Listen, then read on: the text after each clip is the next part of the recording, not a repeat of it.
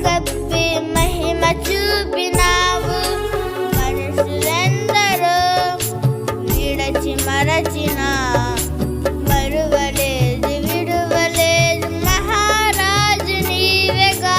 మనుషులెందరో విడచి మరచిన మరువలేదు విడువలేదు మహారాజు నీవేగా. వందనాలయా యేసయ్యా, ఆరాధించెద నిన్నయ్యా. వందనాలయా యేసయ్యా, గణపరచెదను నిన్నయ్యా. గతకాలమంతా కాచావు దేవా, ఈ నూతన వత్సరమును ఇచ్చావు ప్రభువా. గతకాలమంతా కాచావు దేవా, ఈ నూతన వత్సరమును ఇచ్చావు ప్రభువా. ప్రభు అయినటువంటి యేసుక్రీస్తు వారి పరిశుద్ధమైన నామంలో తండ్రి అయిన దేవాది దేవునికి నిత్యము స్తుతియు స్తోత్రములు, మహిమయు ఘనతయు ప్రభావములు యుగయుగములు ప్రభువునకే చెల్లునుగాక. ఆత్మీయులారా, బాగున్నారు కదా? దేవుని మహాకృపను బట్టి మరొక పర్యాయం మనం ఇలాగున కలిసి వేదవాక్యమును ధ్యానించే కృపాభాగ్యం మహాదేవుడు మనకు అనుగ్రహించినారు. దయగలిగిన ఆయన ఆత్మచేత సమభూమి గల దేశమున ప్రభువు మనలందరినీ నడిపించునుగాక. ఆమేన్. నేటి దినాన వాక్య ధ్యానం కొరకిన భాగము ద్వితీయోపదేశకాండము 7వ అధ్యాయము 12వ వచనం మొదలుకొని 26 వరకున్న వచనాలను మనము ధ్యానం చేయబోచున్నాం. 12వ వచనం: మీరు ఈ విధులను విని వాటిని అనుసరించి నడుచుకునే ఎడల నీ దేవుడైన యెహోవా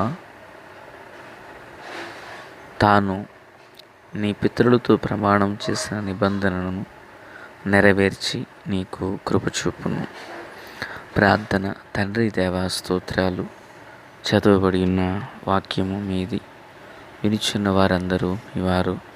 మీ దాసుడనైన నన్ను పూర్ణముగా మరుగు చేయండి. దైవస్వరాన్ని వినిపింపచేయండి. మీరు ఆకడ కొరకు, రాజ్యం కొరకు సిద్ధం చేయండి. సియోనులో నుండి మీ హస్తాన్ని చాపండి. ఆశ్చర్యకరమైన మహాకృప ప్రతి ఒక్కరికి తోడై ఉండునుగాక. యేసునామమున ఆమేన్. ప్రియులారా, బాగున్నారు కదా? ఈ చదవబడిన వాక్య భాగాన దేవాది దేవుడు తన ప్రజలైన ఇశ్రాయేలు వారితో మోషే ద్వారా మాట్లాడుచున్నారు. ఈ భూమి మీదనున్న సమస్త జనముల కంటే నీవు ఆశీర్వదించబడదు అని 14వ వచనంలో అన్నారు. భూమి మీద ఉన్న సమస్త జనులందరికంటే ఇశ్రాయేలు ప్రజలు ఆశీర్వాదాన్ని చూడబోతున్నారట. ఆశీర్వాదాలను వారు అనుభవించబోతున్నారట. ప్రియులారా, ఇది చాలా దీవెనకరమైన మాట.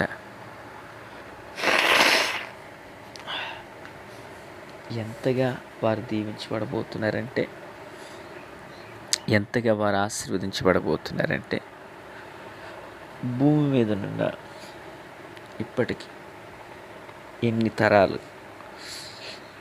లేక ఎంతమంది ఎన్ని జాతులుగా పిలువబడుతున్నా వారందరికంటే ఇశ్రాయేలు ఆశీర్వాదాన్ని పొందబోతున్నారట. వారందరికంటే వీరు గొప్పవారిగా ఉండబోతున్నారు. గల కారణం ఏంటి అని మనం లేఖనంలో చూస్తే, లేఖనంలో చెప్పబడిన మాట,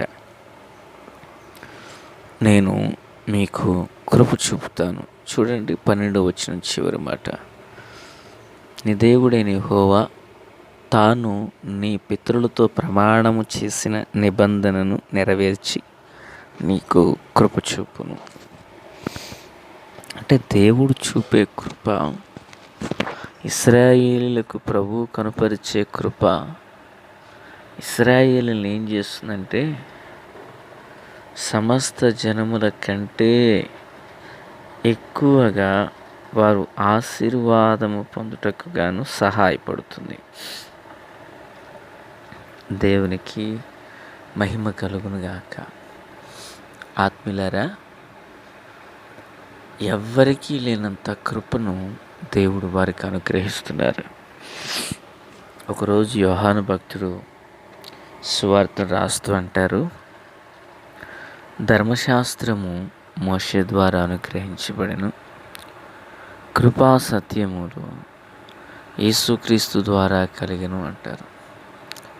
అంటే కృప మనకెంత దీవెనకరంగా మారుతుందో, కృప ఎవరి ద్వారా అనుగ్రహించబడిందో మనకు ఆ భాగమును బట్టి అర్థమైనది. కృప యేసుక్రీస్తు ప్రభు ద్వారా కలిగింది. కృప అనగానే అర్థం ఏంటి? దయా, వాత్సల్యత, కనికరం ఇవన్నీ పర్యాయ పదాలైతే ఒక పనిని చేయుటకు ఏ మనుషునికి అర్హత లేదో, యోగ్యత లేదో, ఆ అర్హతను కలుగజేసినదే దేవుని కృప. అంటే ఇప్పుడు మాట్లాడుచున్న ఈ దివ్యమైన మాటలు, పరిశుద్ధమైన మాటలు వివరించుటకు నేను యోగ్యుడను కాను. యోగ్యత కలుగజేసింది దేవుని కృప.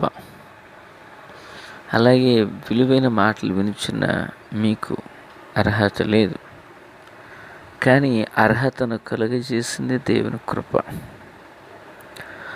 కృప ఒక మనుషుడు ఏది చేయుటకు అనర్హుడై ఉన్నాడో, అనర్హుడైన వానికి అర్హతను కలుగజేసింది దేవుని కృప. ఇక మీదట నీ కుమారుడును అనిపించుకున్నటకు కూడా నేను యోగ్యుడను కాను, కూలి వాళ్ళలో ఒకని వలె ఉంటానంటాడు అక్కడ తప్పిపోయిన కుమారుడు. కానీ ఆ తండ్రి కుమారుని మీద పడిన కనుపరిచిన జాలి, కనుపరిచిన దయ అతన్ని కుమారునిగా స్వీకరించింది. కనుక పిల్లరా, మన జీవితంలో ప్రతిదినం దేవుని కృపను పొందాలి. ప్రతిదినం దేవుని కృప కొరకు మనం కనిపెట్టాలి. నేను ఇష్టపడే దైవజనులలో ఒక దైవజనులు ఏసన్న గారు. ఆ దైవజనుని లేక వారి పరిచర్య నుండి వెలువడిన పాటలలో అనేకమైన పాటలు కృపను గూర్చి ఉంటాయి. నిజంగా ప్రతి దినాన ఆయన కృపను మనం తలపోసుకోవడం, ప్రతి దినాన కృపను మనం జ్ఞాపకం చేసుకోవడం, ప్రతి దినాన ఆ కృపను గూర్చి మనం పాడడం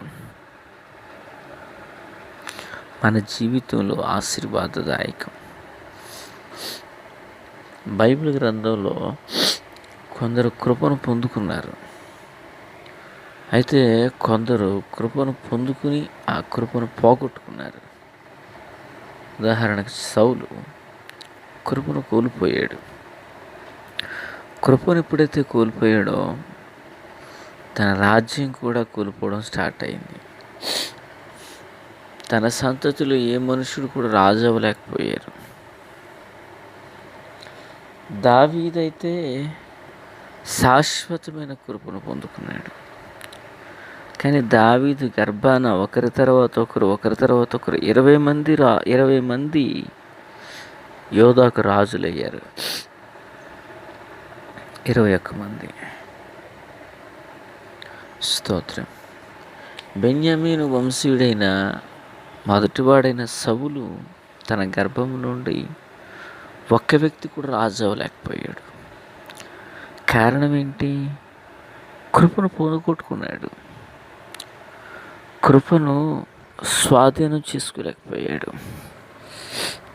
దావీదైతే కృపను పొందుకున్నాడు. ఆత్మీయులారా, వింటున్నారా?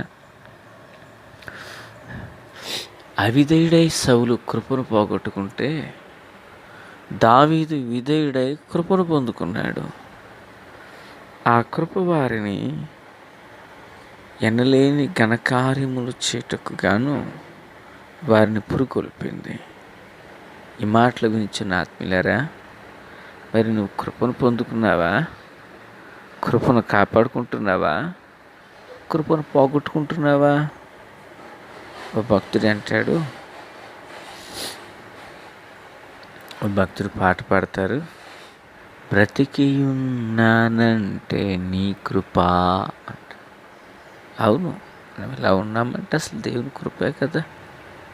ఆ కృపను గురించి మనం పాడాలి, ఆ కృపను గురించి మనం ధ్యానించాలి, ఆ కృపను గురించి మనం ప్రభువుని ఆరాధించాలి.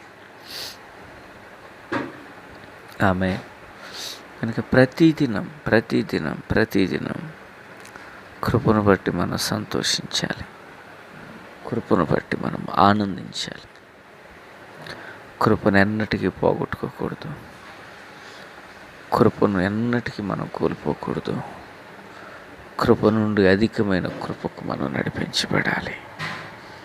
కనుక పిల్లరా, అవిధేయులమై సౌలు పోగొట్టుకున్నట్లుగా గాక, దేవుని ఆజ్ఞలకు కట్టడలకు విధేయులమై ఆయన కృపను పొందుదుము గాక.